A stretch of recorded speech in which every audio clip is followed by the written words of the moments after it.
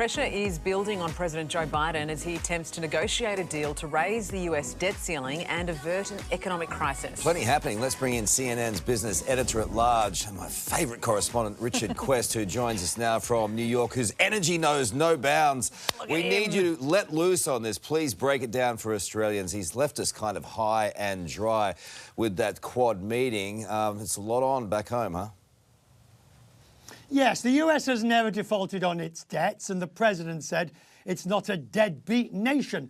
But the reality is, what happens is Congress appropriates all the money for all the different spending budgets during the course of the year.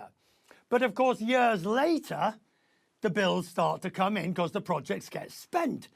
And what the government says, what the administration, and both sides, both administrations have said this isn't new money. This is money that you spent X years ago, bills are arriving, and now we have to pay them. So it is unconscionable to use the debt ceiling as a way to bring down the budget. OK.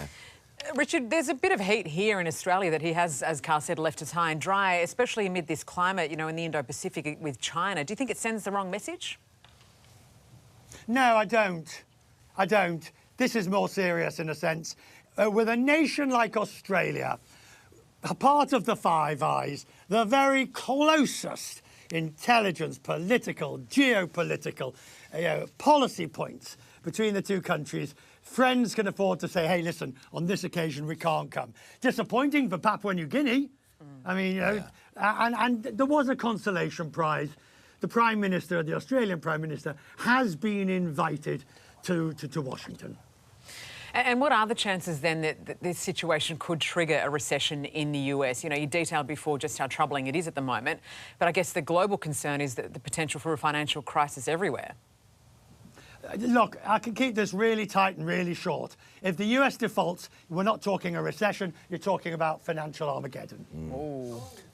OK, that sounds a lot worse. That's a forecast and a half right there. That sounds a lot worse. Preparing for that this morning. Obviously, they seem to be doing this every 6 months, increasing the debt ceiling. They will avoid it. But what are the chances outside of going into a recession for the US? No, that's off the table pretty much. Well, I say no. Some Fed economists say that because of the banking crisis, that has exacerbated the tightening that the Fed was already putting in place, and there could be a minor and shallow recession. But Europe now is not saying a recession anymore. The Bank of England's not saying a recession anymore.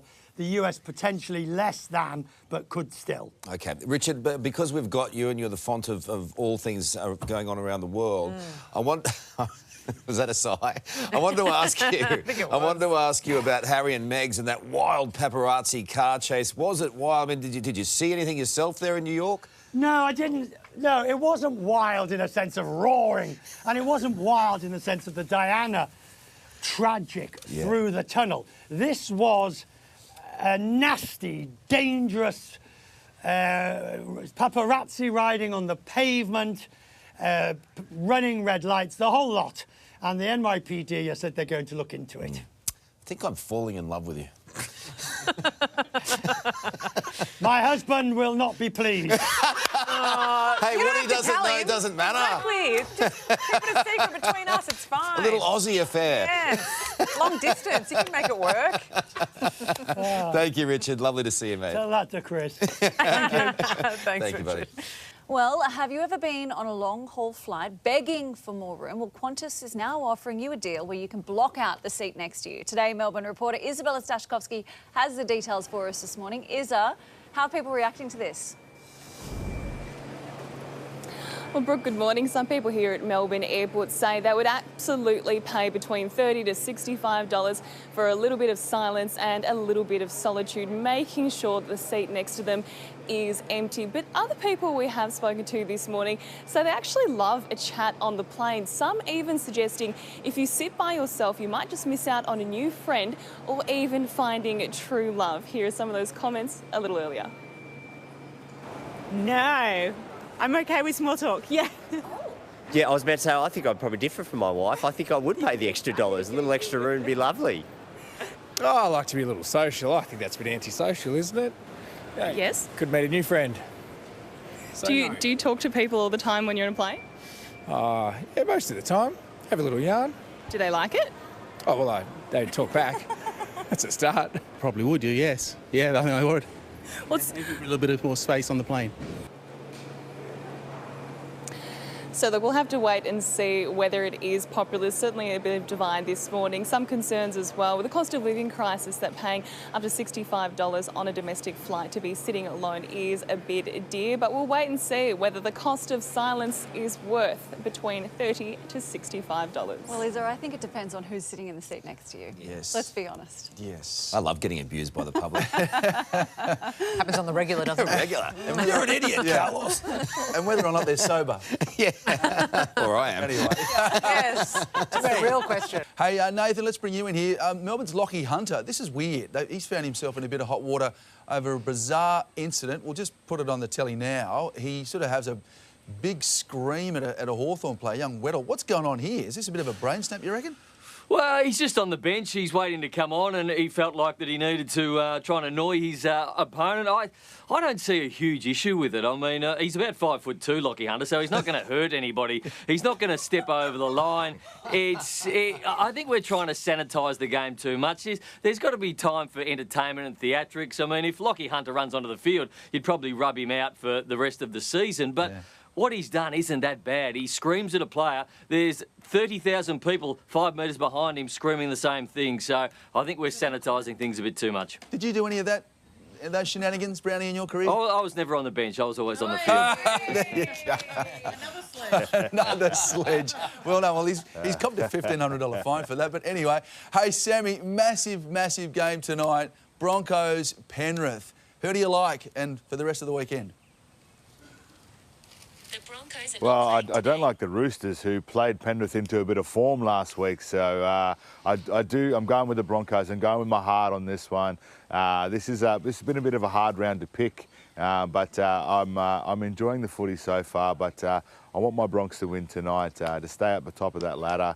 They're in a bit of a tussle with the Bunnies at the moment to sit in first position, but.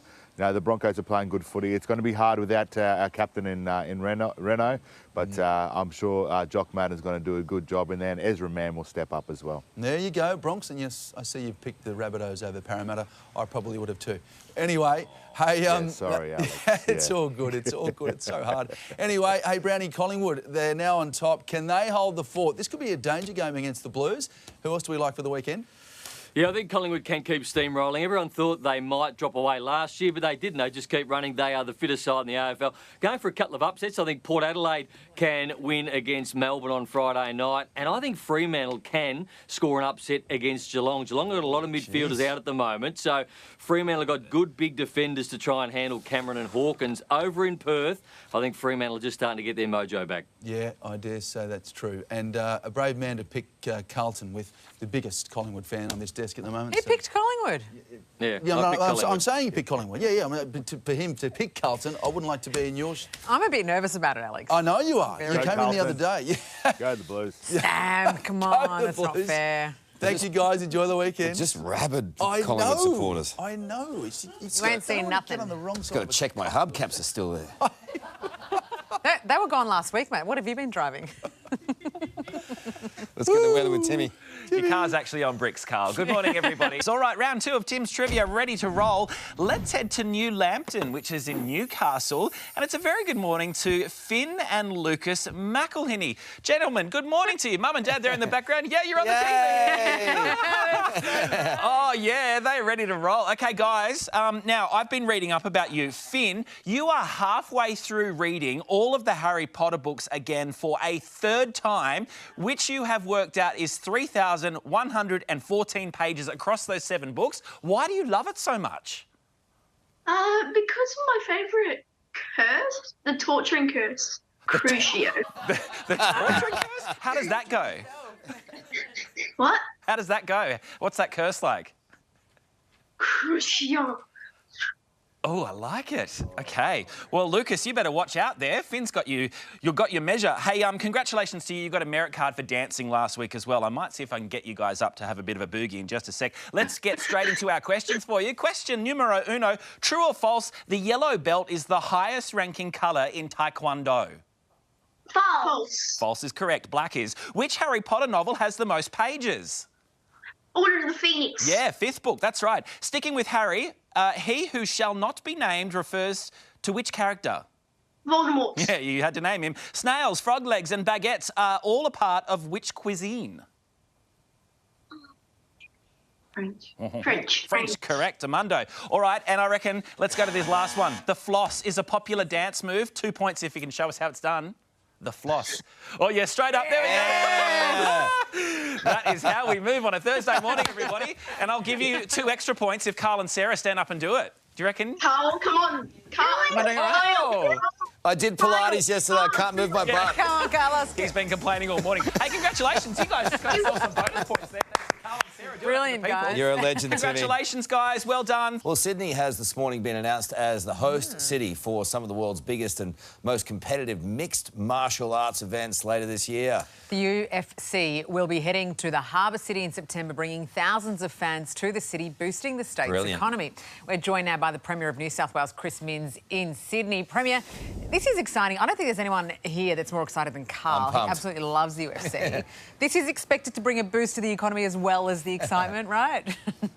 Yeah, absolutely. If you look at some of the other cities around Australia that have hosted big UFC events, it's brought tens of millions of dollars to those towns, as well as tens of thousands of tourists. In WA, over 60% of ticket sales were for people out of town, but I think it'll be a hot ticket in Sydney on September the 10th for UFC 293. Do you know what? I'm very excited about the undercard, as I always am. Any chance that you might dust off the North Face vest, get in the ring with Dominic Perrottet again? Oh, Karl, I'm neither a fighter nor a lover, as it happens, so no, I won't be doing that under any circumstances. Your wife would beg to differ. No, we won't subject to the people of New South Wales, but there's a chance we could have Volkanovski or Robert Whittaker on the undercard, or even as a headliner. So huge names. Brilliant. And as you know, Karl, these are world champions. They're international names. They're world famous, and to put them on a pedestal in New South Wales would be a great opportunity. It cops a bit of... Hey there, Today fans. Sarah and...